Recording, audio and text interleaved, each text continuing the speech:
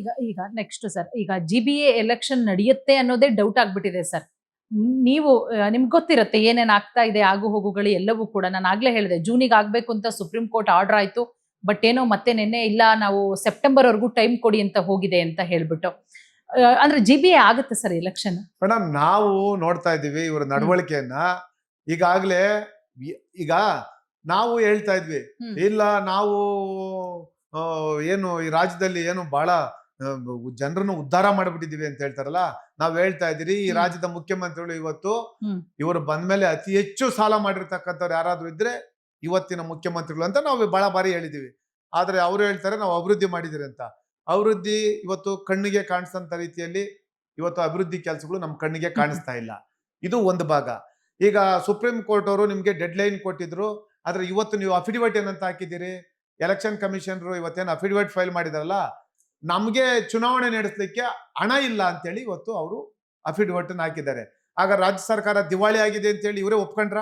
Correct. ಚುನಾವಣೆ, ಸ್ಥಳೀಯ ಸಂಸ್ಥೆ ಚುನಾವಣೆ ನಡೆಸಲಿಕ್ಕೂ ಯೋಗ್ಯತೆ ಇರ್ತಕ್ಕಂಥ ಈ ಒಂದು ಸರ್ಕಾರ, ರಾಜ್ಯದ ಜನರ ವಿಶ್ವಾಸವನ್ನ ಕಳೆದಿರ್ತಕ್ಕಂಥ ಈ ಒಂದು ಸರ್ಕಾರ ಇವತ್ತು ಅಧಿಕಾರದಲ್ಲಿ ಮುಂದುವರಿಲಿಕ್ಕೆ ಇವರಿಗೆ ನೈತಿಕತೆ ಇದೆಯಾ? ನೈತಿಕತೆ ಬಗ್ಗೆ ಮಾತನಾಡ್ತಕ್ಕಂಥ ಈ ರಾಜ್ಯದ ಮುಖ್ಯಮಂತ್ರಿಗಳು, ಈ ರಾಜ್ಯದ ಮಂತ್ರಿಗಳು ನಿಜಕ್ಕೂ ಸಹ ಆ ಒಂದು ನಿಟ್ಟಿನಲ್ಲಿ ಕೆಲಸ ಮಾಡ್ತಾ ಇದ್ದಾರ? ಇವರು ನನಗೆ ಗೊತ್ತಿರೋ ಹಾಗೆ ಇವ್ರೇನು ಸುಪ್ರೀಂ ಕೋರ್ಟ್ಗೆ ಒಂದು ಅಫಿಡವಿಟ್ ಫೈಲ್ ಮಾಡಿದ್ರಲ್ಲ, ಆವತ್ತೇ ಇವರು ನೈತಿಕತೆ ಕಳ್ಕೊಂಡಿದ್ದಾರೆ.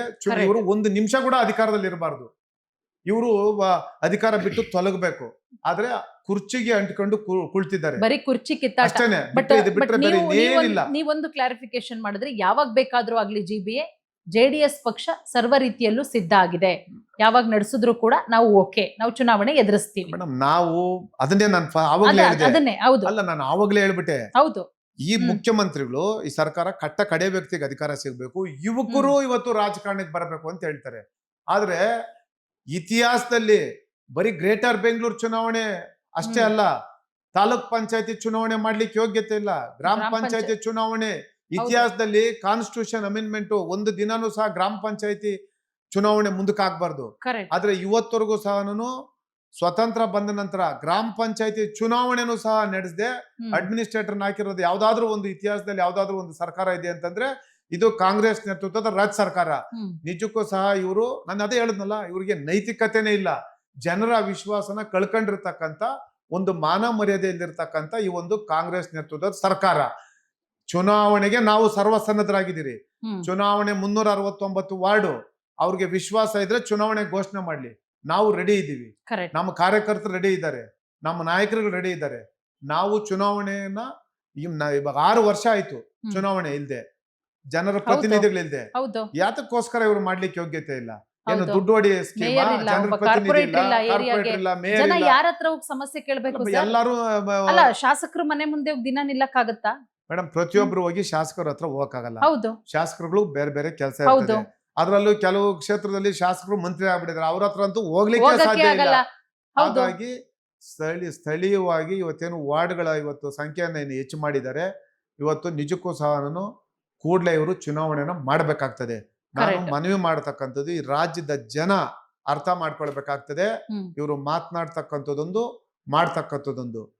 ಇವರ ಅದೇ ರೀತಿ ಇವತ್ತೇನು ನಾನು ನ್ಯಾಯಾಲಯಗಳಲ್ಲಿ ಇವತ್ತೇನಿದೆ, ಕೂಡಲೇ ಈ ಸರ್ಕಾರಕ್ಕೆ ಚೀಮಾರಿ ಹಾಕಿ, ಸರ್ಕಾರಕ್ಕೆ ಒಂದಷ್ಟು ಫೈನ್ ಹಾಕಿ, ಕೂಡಲೇ ಇಮಿಡಿಯೇಟ್ ಅವ್ರೇನು ಜೂನ್ಗೆ ಅಂತ ಏನು ಒಂದು ಗಡುವನ್ನ ಕೊಟ್ಟಿದ್ರು, ಆ ಗಡುವಲ್ಲೇ ಚುನಾವಣೆ ಮಾಡಬೇಕು ಅಂತೇಳಿ ಈ ಒಂದು ಸುಪ್ರೀಂ ಕೋರ್ಟ್ ನಿರ್ದೇಶನವನ್ನ ಕೊಡಬೇಕು ಅಂತ ಹೇಳಿ ನಾನು ಮನವಿ ಮಾಡ್ತಾ ಇದ್ದೀನಿ. Correct sir. ಈಗ ನಾವು ರಮೇಶ್ ಗೌಡ್ರು ವಿಚಾರಕ್ಕೆ ಬರೋದಾದ್ರೆ, ರಮೇಶ್ ಗೌಡ್ರು JDS ಪಕ್ಷಕ್ಕೆ ಬಂದಿದ್ದು ಹೇಗೆ? ನಾನು ಆರಂಭದಲ್ಲೇ ಕೇಳಬೇಕಿತ್ತು. ನಾವು ಹಂಗೆ ರಾಜಕೀಯದ ಬಗ್ಗೆ ಮಾತನಾಡ್ಕೊಂಡು, ಯಾಕಂದ್ರೆ ಸರ್ ಸಾಕಷ್ಟು ಜನಕ್ಕೆ ಕ್ಯೂರಿಯಾಸಿಟಿ ಇರುತ್ತೆ. ಯಾಕಂದ್ರೆ ರಮೇಶ್ ಗೌಡ್ರು ದೇವೇಗೌಡರ ಹಿಂದೆ ಸದಾ ಇರ್ತಾರೆ, ನಿಖಿಲ್ ಕುಮಾರಸ್ವಾಮಿ ಅವರ ಹಿಂದೆ ಇರ್ತಾರೆ, ಕುಮಾರಸ್ವಾಮಿ ಅವರು ಎಲ್ಲೇ ಹೋದ್ರು ಕೂಡ ಅವರ ಹಿಂದೆ ಇರ್ತಾರೆ ಅಂತ ಹೇಳಿ ರಾಜ್ಯದ ಜನರಿಗೆ ಒಂದು ರೀತಿ ಕ್ಯೂರಿಯಾಸಿಟಿ. ಈಗ ಬೆಂಗಳೂರವ್ರಿಗೆ ಗೊತ್ತಿರುತ್ತೆ, ರಾಜ್ಯದ ಜನರಿಗೆ ಯಾರು ರಮೇಶ್ ಗೌಡ್ರು ಯಾರು ಅಂತ ಹೇಳಿದ್ರೆ ಇವರು JDSಗೆ ಹೇಗ್ ಬಂದ್ರು, ಹೆಂಗೆ ಅವ್ರ ಒಲವು? ಯಾಕಂದ್ರೆ ನಾವು ನಿಮ್ ಬಗ್ಗೆ ತಿಳ್ಕೊಳ್ಳೋಂತ ಟೈಮಲ್ಲಿ ಸಾಕಷ್ಟು ಪ್ರತಿಭಟನೆಗಳು, ಹೋರಾಟಗಳನ್ನ ಮಾಡಿದ್ದೀರಾ. ಅದ್ರಲ್ಲೂ ರೈತ ಹೋರಾಟದಲ್ಲಿ ಬಹಳ ಮುಂಚೂಣಿಯಲ್ಲಿ ಇದ್ರಿ ನೀವು ಅಂತ ಹೇಳ್ಬಿಟ್ಟು, ಹಂಗಾಗಿ ಆ ಜರ್ನಿ ಸ್ವಲ್ಪ ಬೇಗ ಹೇಳೋದಾದ್ರೆ ಫಾಸ್ಟ್ ಆಗಿ. ನೋಡಿ, 1995-96 ನಾನು ಹೊಸಕೋಟೆ ಗೌರ್ಮೆಂಟ್ ಕಾಲೇಜಲ್ಲಿ ಸ್ಟೂಡೆಂಟ್ ಲೀಡರ್. ಓಕೆ. ಅಲ್ಲಿಂದ ನಮ್ ಪ್ರಾರಂಭ. ಹ್ಮ್. ಅದಾದ್ಮೇಲೆ ಇದು ನಮ್ದು ಏನಿದೆ 800 ಗ್ರಾಮ ಅಂತ ಏನಿದೆ, ಓಕೆ. ಇದು ನಮ್ಮ ಊರು. ಬಟ್ ನಾನು ಓದಿದ್ದು ಎಲ್ಲಾನು ಅಲ್ಲಿ ಹೊಸಕೋಟೆಯಲ್ಲಿ. ಹೊಸಕೋಟೆ. ಹೊಸಕೋಟೆ ಅದು ನಮ್ಮ ತಾಯಿ ಹುಟ್ಟಿದೂರು. ಅದು ನಮ್ಮ ತಾತ ಮುನ್ಸೋಣಪ್ಪ ಅಂತೇಳಿ ಅವರು ಅಲ್ಲಿ ನಾನು ಓದಿದ್ದು.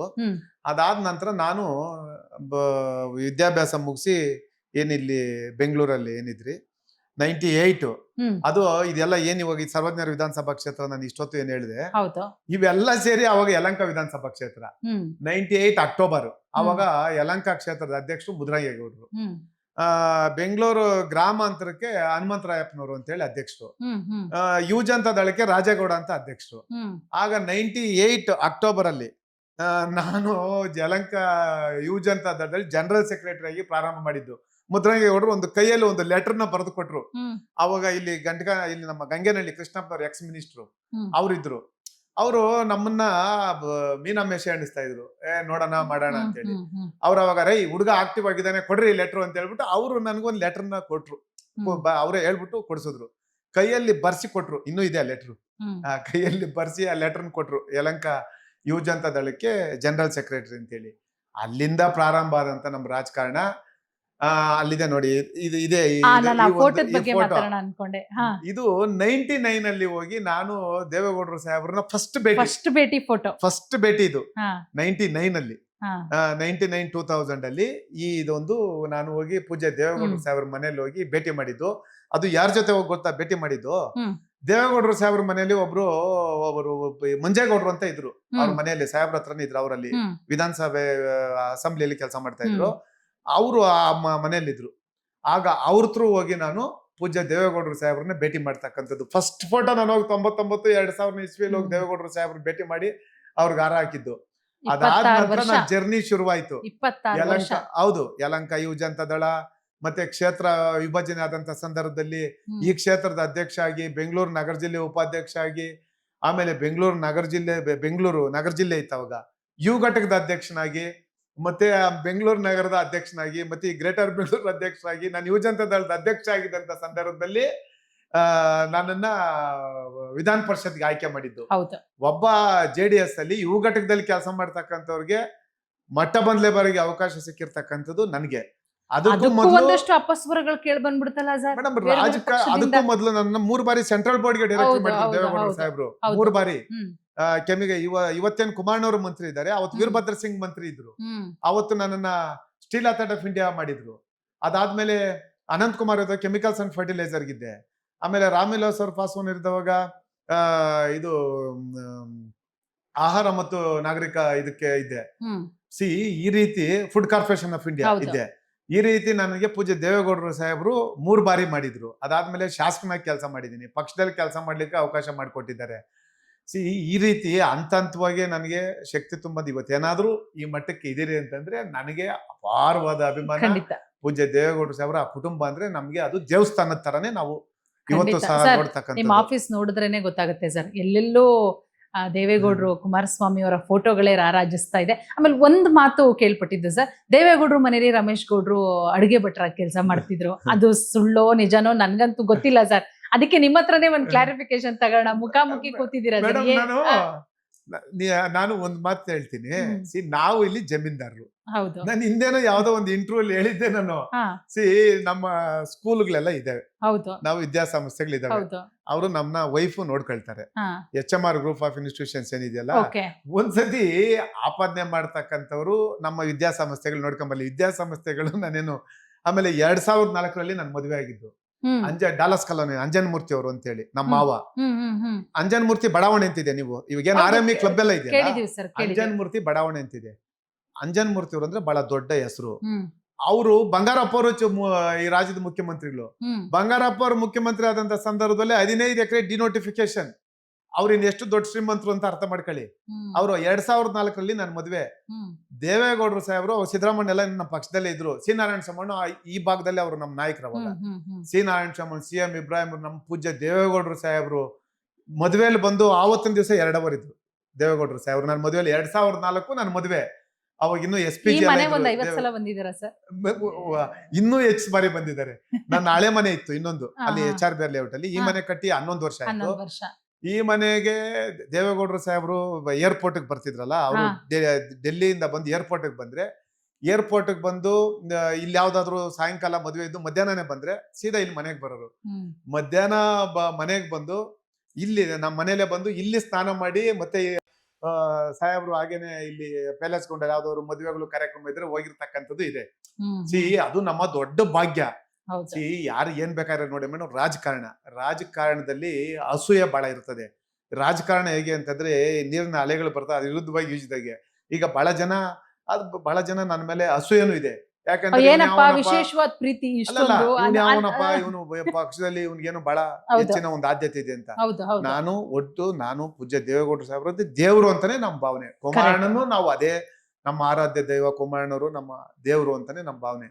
ರೇವಣ್ಣ ಸಾಹೇಬ್ರು, ನಾನು ವಿಧಾನ ಪರಿಷತ್ಗೆ ಏನ್ ಆಯ್ಕೆ ಮಾಡಿದ್ರಲ್ಲ, ಆವತ್ತು ರೇವಣ್ಣ ಸಾಹೇಬ್ರು ಇಲ್ಲ ಅಂದ್ರೆ ನಾನು ವಿಧಾನ ಪರಿಷತ್ಗೆ ಹೋಗ್ತಾ ಇರ್ಲಿಲ್ಲ. ರೇವಣ್ಣ ಸಾಹೇಬ್ರು ನನ್ನನ್ನ MLC ಮಾಡ್ಬೇಕಂತ ಪೂಜ್ಯ ದೇವೇಗೌಡರು ಸಾಹೇಬ್ರು, ಕುಮಾರಣ್ಣ ರಾಜ್ಯದ ಮುಖ್ಯಮಂತ್ರಿಗಳು. ಅವತ್ತು ಮನೆಯಲ್ಲಿ ಸತ್ಯನಾರಾಯಣ ಪೂಜೆ ನಡೀತಾ ಇದ್ದು ದೇವೇಗೌಡರು ಸಾಹೇಬ್ರ ಮನೆಯಲ್ಲಿ. ಅವತ್ತು ಪೌರ್ಣಮಿ, ಕುಮಾರಣ್ಣವರು ಬಂದ್ರು ಅವತ್ತು. ಎಲ್ರು ಬಹಳ ಜನ ಆಕಾಂಕ್ಷಿಗಳಿದ್ರು. ಆದ್ರೆ ಪಕ್ಷ ಎಲ್ರೂ ಸೇರಿ ರೇವಣ್ಣ ಸಾಹೇಬ್ರು, ಪೂಜ್ಯ ದೇವೇಗೌಡರು ಸಾಹೇಬ್ರು, ಕುಮಾರಣ್ಣ ಎಲ್ರೂ ಸಹನು ರಮೇಶ್ ಗೌಡನ್ನ ಮಾಡೋಣ ಈ ಸತಿ, ಒಬ್ಬ ಯುವಘಟ್ಟದ ಅಧ್ಯಕ್ಷ ಕೆಲಸ ಮಾಡ್ತಾ ಇದ್ದೆ, ಒಂದು ಯುವಕನ್ಗೆ ಒಂದು ಅವಕಾಶ ಕೊಡೋಣ ಅಂತೇಳಿ ನನಗೆ ಕೊಟ್ರು. ನಾವು ಅಷ್ಟೇ ನಿಷ್ಠೆ ಪ್ರಾಮಾಣಿಕತೆಯಿಂದ ಪಕ್ಷದಲ್ಲಿ ಕೆಲಸ ಮಾಡ್ತಾ ಇದ್ದೀರಿ. ಆಮೇಲೆ ಈ ಅಡಿಗೆ ಭಟ್ಟ ಅಂತ ನೀವು ಹೇಳಿದ್ರೆ ಮೇಡಮ್, ನಾನು ಒಂದು ಮಾತು ಹೇಳ್ತೀನಿ ತಮ್ಗೆ. ಅಡಿಗೆ ಭಟ್ಟ ಅಂತ ಆದ್ರೂ ಹೇಳಿ, ಅಥವಾ ದೇವೇಗೌಡರ ಮನೆಯಲ್ಲಿ ದೇವೇಗೌಡರು ಚಪ್ಪಲಿಗೆ ಪಾಲಿಶ್ ಆಗ್ತಾ ಇದ್ದಂತಾದ್ರೂ ಅನ್ಕೊಳ್ಳಿ. ನನ್ನ ನಿಷ್ಠೆ ಇದ್ರೆ ಯಾವ್ದೋ ಇನ್ನೊಬ್ರಿಗೆ ಹೋಗಿ ಯಾವ್ದೋ ಅಲ್ಕ ಕೆಲಸ ಮಾಡಬಾರ್ದು ಅಷ್ಟೇ ಅಲ್ವಾ? ಇಲ್ಲ ಇನ್ನೊಂದೇನೋ ದರೋಡೆ ಕೆಲಸ ಮಾಡಬಾರ್ದು, ಇಲ್ಲ ಯಾವ್ದೋ ಹೋಗಿ ಸರ್ಕಾರಿ ಜಾಗಕ್ಕೆ ಬೇಲಿ ಹಾಕಂತ ಕೆಲಸ ಮಾಡಬಾರ್ದು. ಆದ್ರೆ ನನ್ನ ನಿಷ್ಠೆ, ನಾನು ದೇವೇಗೌಡರು ಸಾಹೇಬ್ರ ಮನೆ ಅಡಿಗೆ ಭಟ್ಟ ಆದ್ರೂ ಆಗಿರ್ತೀನಿ, ಅಥವಾ ಅವ್ರ ಮನೆಯಲ್ಲಿ ಶೂ ಪಾಲಿಶ್ ಆದ್ರೂ ಹಾಕೊಡ್ತೀನಿ. ಅದನ್ನ ಕಟ್ಕೊಂಡು ಇವ್ರಿಗೆ ಏನಾಗಬೇಕಾಗಿದೆ, ಅದು ನನ್ನ ನಿಷ್ಠೆ. ನಾನು ಏನ್ ಬೇಕಾಗಿರೋ ನಾನು ಮಾಡ್ತೀನಿ, ಆಯ್ತು. ಅದನ್ನ ಕಟ್ಕೊಂಡು ಇವ್ರಿಗೆ ಏನಾಗಬೇಕಾಗಿದೆ. ಅಸೂಯೆಗೆ ಏನ್ ಬೇಕಾಗಿದ್ರು ಮಾತನಾಡ್ಬೋದು. ಅಸೂಯೆಗೆ ಅದಕ್ಕೆ ಔಷಧಿನೇ ಇಲ್ಲ. ಹಾಗಾಗಿ ನಮ್ಮ ಕುಟುಂಬ ಏನು ಅಂತ ಹೇಳ್ಬಿಟ್ಟು ಒಂದು 2 ನಿಮಿಷದಲ್ಲಿ ಹೇಳ್ತೀನಿ. ಇಲ್ಲಿ ಊರಿನಲ್ಲಿ ಒಂದು ಗ್ರಾಮ ದೇವತೆ ಒಂದು ದೇವಸ್ಥಾನ ಇದೆ. ಆ ದೇವಸ್ಥಾನಕ್ಕೆ ಫ್ರೀಯಾಗಿ ಜಾಗ ಕೊಟ್ಟಿರ್ತಕ್ಕಂಥವ್ರು ನಮ್ಮ ತಾತ. ಅದೇ ರೀತಿ ಎಣ್ಣೂರಿನಲ್ಲಿ ಸರ್ಕಾರಿ ಶಾಲೆ ಇದೆ. ಸರ್ಕಾರಿ ಶಾಲೆಗೆ ಫ್ರೀಯಾಗಿ ಜಾಗ ಕೊಟ್ಟಿರ್ತಕ್ಕಂಥದ್ದು ನಾವು, ನಮ್ಮ ಕುಟುಂಬ. ಫ್ರೀಯಾಗಿ ಜಾಗ ಕೊಟ್ಟಿದ್ದಾಯ್ತು. ನಾನು ಶಾಸಕನಾಗಿದ್ದಂಥ ಸಂದರ್ಭದಲ್ಲಿ ಒಂದು ಹಳೇ ಸ್ಕೂಲ್, ಅದೆಲ್ಲ ನೀರು ಸುರಿತಾ ಇತ್ತು. ಅದಕ್ಕೆ ನಾನು ಶಾಸಕನಾಗಿರ್ತಕ್ಕಂಥ ಸಂದರ್ಭದಲ್ಲಿ ಸುಮಾರು 3 ಕೋಟಿ ರೂಪಾಯಿ ವೆಚ್ಚ ಆಗಿದೆ. ನಂದು 50%, ಇಲ್ಲಿ ಈ ಕ್ಷೇತ್ರದ ಶಾಸಕರಾಗಿರ್ತಕ್ಕಂಥ KJ ಜಾರ್ಜ್ ಸಾಹೇಬ್ರದ್ದು 50%. ಇಬ್ರು ಸೇರಿ ಒಂದು ಕಟ್ಟಡವನ್ನ ಕಟ್ಟಿದ್ದೇವೆ. ಯಾವ ರೀತಿ ಕಟ್ಟಡ ಕಟ್ಟಿದ್ದೀವಿ ಅಂತೇಳಿ ಒಂದು ಸಾಫ್ಟ್ವೇರ್ ಬಿಲ್ಡಿಂಗ್ ತರ ಇದೆ, ಹೋಗಿ ನೋಡ್ಲಿ. ಇದು ಇಲ್ಲಿ ನೀವು ಬರ್ಬೇಕಾದ್ರೆ ಒಂದು 800 ಮೇನ್ ರೋಡ್ ಅಲ್ಲಿ ಒಂದು ಅಡಿ ಬಂದು ಇವತ್ತು 30,000 ರಿಂದ 40,000 ರೂಪಾಯಿ ಇದೆ ಒಂದು ಸ್ಕ್ವೇರ್ ಫೀಟ್. ಅಲ್ಲಿ ನಾವು ಒಂದು ಗಣಪತಿ ಟೆಂಪಲ್ ಮಾಡಿದಿರಿ. ನಮ್ಮ ತಾತ ಪುರಾತನ ಕಾಲದಲ್ಲಿ ಕಟ್ಟಿರ್ತಕ್ಕ ಒಂದು 65 ವರ್ಷದಿಂದ ಮಾಡಿದ್ರು. 800 ಹೈವೇಗೆ. ಅದಕ್ಕೆ ನಾವು ಮೊನ್ನೆ ಅದನ್ನ ಜೀರ್ಣೋದ್ಧಾರ ಮಾಡಿದ್ವಿ. ಪೂರ್ತಿ ಅದನ್ನೆಲ್ಲ ಡೆಮೊಲಿಷನ್ ಮಾಡಿ ಒಂದು ಅಡಿ 30,000 ರಿಂದ 40,000 ರೂಪಾಯಿ ಇರ್ತಕ್ಕಂಥ ಪೂಜ್ಯ ದೇವೇಗೌಡರು ಸಾಹೇಬರು, ಕುಮಾರಣ್ಣವರೇ, ಅದು ಅವ್ರ ಆಶೀರ್ವಾದ ಅಂತಾನೆ ನಾವು ಮಾಡಿ ಅದೊಂದು ದೊಡ್ಡ ಇದು ಮಾಡಿದ್ದೀರಿ ನೋಡಿ. ಅದಕ್ಕೆ ಪೂಜ್ಯ ದೇವೇಗೌಡರು ಸಾಹೇಬರು, ಕುಮಾರಣ್ಣ ಬಂದು ಅದನ್ನ ಇನಾಗ್ರೇಷನ್ ಮಾಡಿರ್ತಕ್ಕಂಥದ್ದು. ಅದು 1 ವರ್ಷ ಆಯ್ತು. ಅದಕ್ಕಿಂತ ಇನ್ ಸ್ವಲ್ಪ ಮುಂದಕ್ಕೆ ಹೋಗಿ ಅಲ್ಲೇನೆ ಇನ್ನೊಂದು 100 ಮೀಟರ್ ಒಂದು ಇದು ನಮ್ಮ ತಮಿಳಿಯನ್ಸ್ ಎಲ್ಲಾನು ಮಾರಮ್ಮ ಟೆಂಪಲ್ ಅಂತ ಒಂದಿದೆ, ಅವ್ರಿಗೆ ಜಾಗ ಕೊಟ್ಟಿದ್ದೀವಿ. ಅದು ಅಡಿಗೆ ಒಂದು ಇವತ್ತು ಹೋಗಿ ನೋಡಿ ನೀವು. ಹೌದು, ಫ್ರೀ ಆಗಿ ಕೊಟ್ಟಿರ್ತಕ್ಕಂಥ ಜಾಗ, ದಾಖಲೆ ಇದೆ. ದಾಖಲೆ ಯಾರು ಬೇಕಾದ್ರೂ ತಗೊಂಡ್ಲಿ ನೋಡ್ಲಿ. ಇವತ್ತು ಸಹನು ಆ ದಾಖಲೆಗಳು ಕೂಡ ನಮ್ಮ ಹೆಸರಲ್ಲಿ ಬರ್ತಾ ಇರತಕ್ಕಂಥದ್ದು. ಇವೆಲ್ಲವನ್ನು ಸಹನು ಫ್ರೀಯಾಗಿ ಕೊಟ್ಟಿರ್ತಕ್ಕಂಥದ್ದು. ಸಮಾಜ ಸೇವೆಗೆ ನಮ್ಮ ಕುಟುಂಬ ಫ್ರೀಯಾಗಿ ಕೊಟ್ಟಿರ್ತಕ್ಕಂಥದ್ದು. ನಾವು ನಡ್ಕೊಂಡ್ ಬಂದಿರ್ತಕ್ಕಂಥ ದಾರಿ ಇಂಥದ್ದು. ಆಮೇಲೆ ಮೇಡಮ್, ನಾನು ಹೇಳ್ತೀನಲ್ಲ, ಹೇಳ್ಬಾರ್ದು, ಹೇಳ್ತೀನಿ ನೋಡಿ. ಈಗ ಒಂದ್ಸತಿ ಅದನ್ನ ನಾವು ಶಾಸಕನಾಗಿ ಕೆಲಸ ಮಾಡ್ತಾ ಇದ್ದೆ. ಬಹಳ ಜನ ಇದ್ರು. ಹಿಂಗೆ ಏನೋ ಒಂದು ಇಶ್ಯೂ ಶುರು ಆಗ್ಬಿಡ್ತು. ನಾನು ಯಾರೋ ಒಬ್ರು ಹೆಸರು ಬೇಡ, ಎಲ್ಲಾ ಶಾಸಕರು ಕೂತಿದ್ವಿ ಸುಮಾರು ಲಾಬಿಯಲ್ಲಿ. ಒಂದು ಎಲ್ಲ ಅಲ್ಲಿ ಒಂದು 20-25 ಜನ ಎಲ್ಲ ಕೂತ್ಕೊಂಡು ಹೀಗೆ ಮಾತಾಡ್ತಾ ಇದ್ರಿ. ಹಿಂಗೆ ಲೋಕಾರೂಢಿಯಾಗಿ ಅದು ಇದು ಮಾತು ಬಂತು. ಯಾರ್ದೋ ಒಬ್ರದ್ದು ಅವರು ಬೇರೆ ಪಕ್ಷದವ್ರದ್ದು ಒಂದು ಹೆಸರು ಬಂತು. ಏನಪ್ಪಾ ಈ ತರ ಏನು ಅಂತೇಳಿ ನಾನು ಅದಕ್ಕೆ ಒಂದು ಇದು ಹೇಳಿದ್ದೆ, ನೋಡಪ್ಪ ಯಾರು ಬೇಕಾಗಿದ್ರು ಮಾತಾಡ್ಬೋದು, ನನ್ನ ಬಗ್ಗೆನೂ ಮಾತಾಡ್ಬೋದು, ನಿನ್ ಬಗ್ಗೆನೂ ಮಾತಾಡ್ಬೋದು, ನೀವು ಈ ರೀತಿ ಮಾತಾಡ್ತಾ ಇದೀವಿ ಲೋಕಾರೂಢಿ ಹೀಗೆ.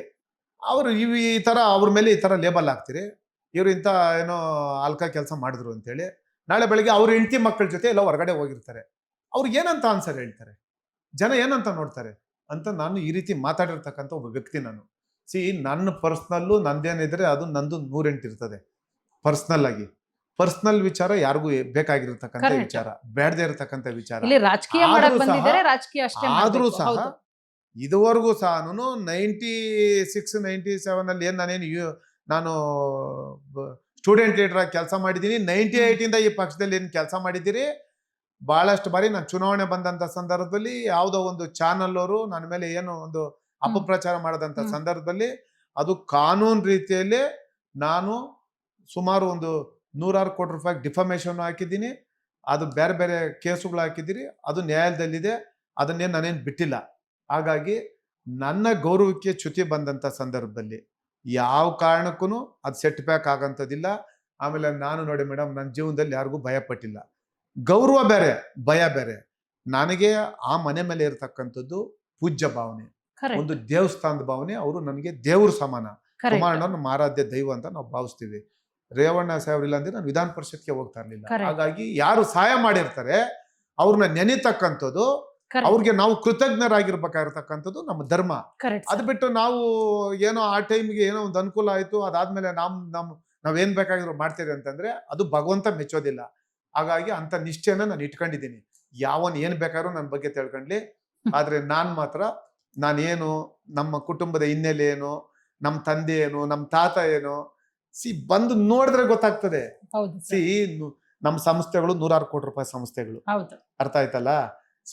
ಅವರು ಸುಮ್ಗೆ ರಾಜಕಾರಣದಲ್ಲಿ ನಾವೆಲ್ಲರೂ ಸಹ ನಮ್ಮ ಬಗ್ಗೆ ಅಭಿಮಾನದಿಂದ ಮಾತಾಡ್ಬೇಕು, ನಮ್ಮ ಬಗ್ಗೆ ಒಳ್ಳೇದೇ ಮಾತಾಡ್ಬೇಕು ಅಂತ ನಿರೀಕ್ಷೆ ಇಟ್ಕೊಳ್ಳೋದೇ ದೊಡ್ಡ ತಪ್ಪು.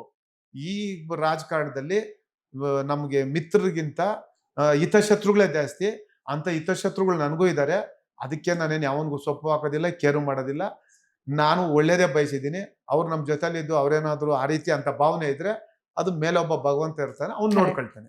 Correct sir.